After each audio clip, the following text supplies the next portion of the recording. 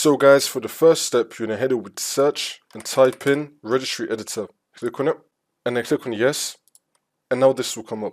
And now once you run this, you can follow everything that I'm going to be doing up here. So first you want to expand HK local machine. Now you want to expand software. Now you want to expand Microsoft.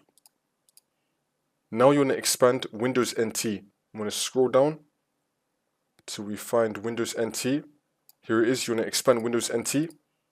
And now you want to expand current version. And now we're going to expand profile list. We're going to scroll down till we find profile list. Here it is, you want to expand this. And we should now be seeing all of this on the profile list. I'm going to make this a bit bigger. And we should now be seeing all of this right here. You want to find .bak. So now once you find the folder that says .bak, you want to delete this. So you want to right click on it and then click on delete. And then click on yes. And then once you delete the .bak folder, for the last step, you just want to restart your computer and then the problem should be fixed.